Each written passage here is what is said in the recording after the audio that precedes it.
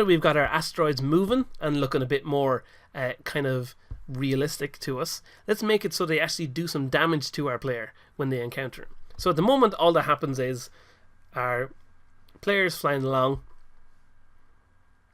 and if we hit against an asteroid, he just kind of pushes it around a little bit. Sometimes we can catch it and make it spin a bit more. Obviously, that's not really what we want to happen. So what we're going to do first of all is make it so that our player can't actually push these asteroids around at all. And to do that, we'll just change it so that our asteroids, I'm actually going to delete the other 3 because we don't need to worry about them. We'll just stick with 1 for now. So this one asteroid, we're going to make it so that it's a trigger so that our player can't actually interact with it in any way. But now that it's a trigger, our player can enter into it and we can do some scripting to make it do damage to the player. And basically what we're going to make it do is if our player runs into the object, our player will blow up. So to do that, we're going to create a new script, a new C# script that we'll call hurt player, like that. We'll let that open up. And of course, we're going to want a way for either our player to know that it's entering an asteroid, or for our asteroid to know that it's being hit by a player. And since this is a hurt player script, we're going to attach this to the asteroid. So we're going to need our asteroid to know that it's encountering with a player. So the player, we're going to give it the tag of player, one of the default built-in tags into Unity. We'll just apply that to the player there like that. Then we'll go back to our asteroid. We're going to give our asteroid the hurt player script. And now we're going to go and have a look at that script in mono develop here. So our hurt player script is going to be nice and simple and straightforward. There's not going to be too much to it. All it's going to do is basically detect if the player has entered the trigger zone. So what we do is say void on trigger enter 2D, and by default we'll say check what the other collider is.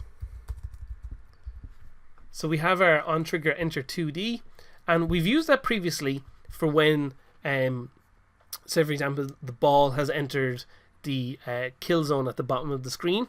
We've used it to check, okay, if we've entered that zone. But what we're doing here is the zone is actually attached to the same object this script is, and we're checking for the player entering it.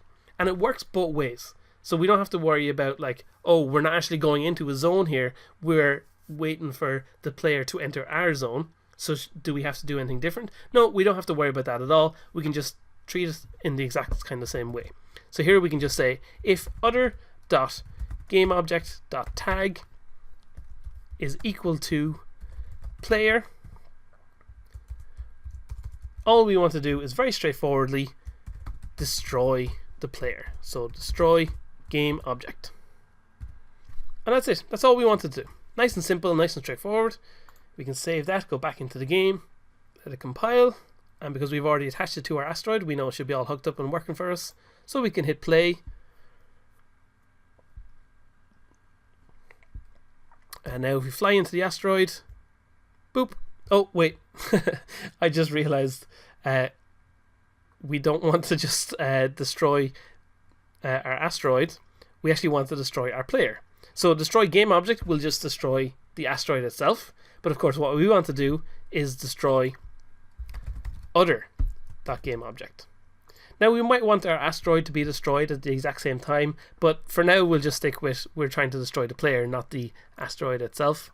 So we'll let that compile again. But you can see the code was working the way we intended it to. It just decided we had forgotten to destroy the correct object. So we'll hit play again. And this time we fly into it. Boom! Our ship gets destroyed and the asteroid keeps flying on through the game. So there we go. Now we can start hurting the player. So let's give a way for the player to fight back. It might not necessarily work against these asteroids, but if we're going to start adding some enemies, we're going to want a way for our player to be able to take care of them rather than worrying about our enemies just running into the player himself.